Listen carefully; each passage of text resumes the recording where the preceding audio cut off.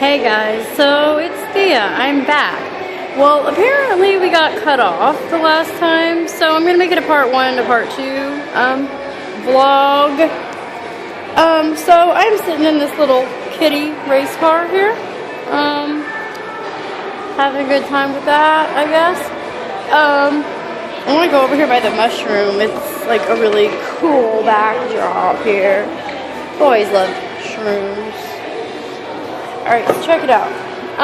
Alright.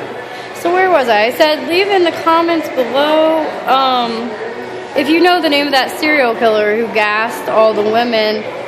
He would lure women into his home and he gassed them till they were unconscious, raped and murdered them, buried them in his garden. Well, the craziest thing was a man and a woman with their child came to live with this serial killer.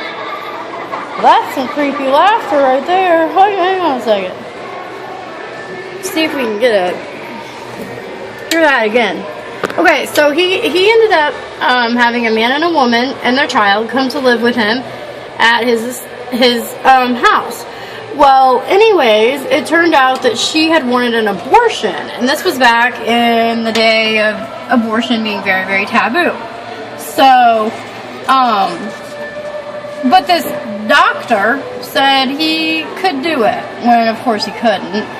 It was just an excuse to get, alone with this woman and do his thing he'd been doing forever. Well, anyways, the sad part about it was it's actually a very well-known case in London because the husband of that woman ended up, he was like, as they said in the day, simple-minded. He was slow. He had learning disabilities. And it ended up that he was framed for the murder. And there was no proof that he did not commit the murder. And back in the day, they didn't really check stuff out so well, I didn't hear there's the creepy laughter. Alright, so back in the day, they didn't really check things out, like they do today. They didn't have DNA, they didn't have all that. They really, truly, from circumstantial evidence, believed that the husband was responsible. And that, after they found out that that man, whose name I can't remember, please leave it in the comments below, after they found out that he had murdered several people on his property, they knew that obviously the man that they had put to death, because that was the part I was getting to, I'm a little scatterbrained here, the husband of the woman that he gave an abortion to and she died during the abortion process, during that woman, the husband was hanged for his crime.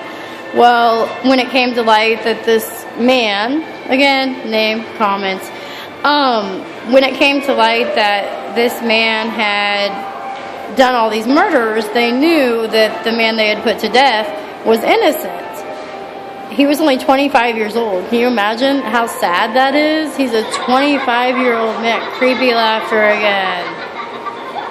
Creepy. Okay. But can you imagine how sad that is? A 25-year-old father with a low IQ put to death after losing his wife and child to a crazy person, I don't know what else to say about that situation except that it's really incredibly, incredibly sad. But yeah, it's pretty big history for London or England and the UK, because after that, Stuart Little. Okay, because after that, so many people were against capital punishment, and they actually wanted to stop capital punishment altogether as a whole in the UK. after they had found out that that man was put to death. A lot of people were like, whoa, how many others have been put to death that were innocent? So anyways, I think I've been rambling quite a bit because I can't exactly find the words. I'm having trouble finding the words for what I'm wanting to say. And it sucks I had to make a part 2 of the first video because that creepy laughter is going to drive me a little bit crazy. But anyways, it sucks that I got to do that I got to make the part 2. I'm not good with film editing. I'm good with talking. I'm good with being blunt, honest, open. I'm not afraid to share who I am. I wasn't afraid to share my weird ass dream.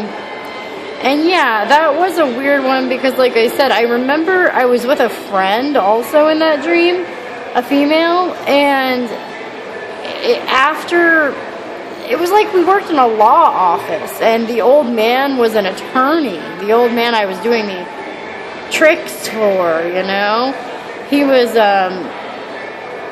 he was an attorney, and I was I don't know what, something in law enforcement, I guess, or a secretary or something. And we all got caught, I guess, in the bathroom. I don't know. And my friend, I guess she worked at the firm as well, whoever this friend was. I recognized her in the dream. It was one of those dreams where the person looks nothing like they do in real life, but in the dream you know it's that person, if you know what I'm talking about. I'm sure that's happened to pretty much all of us at least once or twice. So, yeah, I knew who she was at the time of the dream, but anyways, moving along. So my friend, she comes up to me after the whole shenanigans in the bathroom with this attorney. It's just mind-boggling because there's nothing I would ever imagine doing. I'm a survivor of rape. I could never, ever, ever, ever, ever do something like that. I value my body a lot more than that. But to each their own, moving along. So yeah, that just kind of sums up my dream. But my friend in the dream came up to me and she was like, why did you abandon me? And I said, I'm sorry, I didn't realize I did. And she was like, yeah, you just kind of disappeared and I'm upset. And I was like, I'm sorry, I really don't want you to be upset. And I remember in the dream really feeling that emotion. Feeling, I really don't want this person to be upset with me. Oh my gosh, I'm so sorry. I didn't realize that sneaking away to, have sex with an attorney in the bathroom for pills, I didn't realize I was abandoning my friend. It's like that was the first it showed of the friend in the dream. So I don't know. I think I might share more dreams. Depends on how this works. But again, that creepy children's laughter, I'm gonna have to move along from this section soon. But I do love the shroom. It is so amazing. Someday, maybe, fingers crossed, I'll have money in my life. I'm a totally broke asshole. But someday, maybe, just maybe, I know God's looking out for me, and that's something that is controversial, and I really don't care what others think. As I said, that's me, and I'm open about how I feel, and that's a point of my vlog here. I'm going to be open about myself. There will be haters. I understand that. Most haters, I also understand, come from jealousy. If you start to make it big, which I'd be a little surprised. I was a pretty, popular blogger back in 2005 and had a little cult following and all that, but I'd be really surprised if I don't know, my personality's magnetic. I really don't know what's gonna happen with this vlog, but trying to fit into this little kid thing. It isn't working.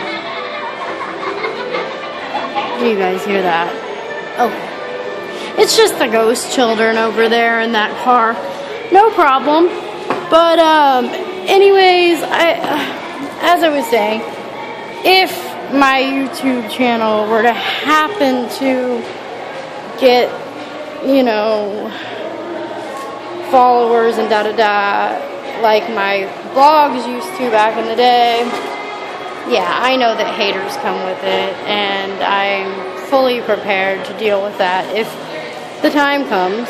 And honestly, I don't mind, because if you don't like me for being me, if you don't like me for being open, for being an honest person who's actually willing to come out of my shell and say, hey, this is who I am and this is what I gotta say, and actually say it, then I guess you're not much of a fan of honesty or whatever, you know.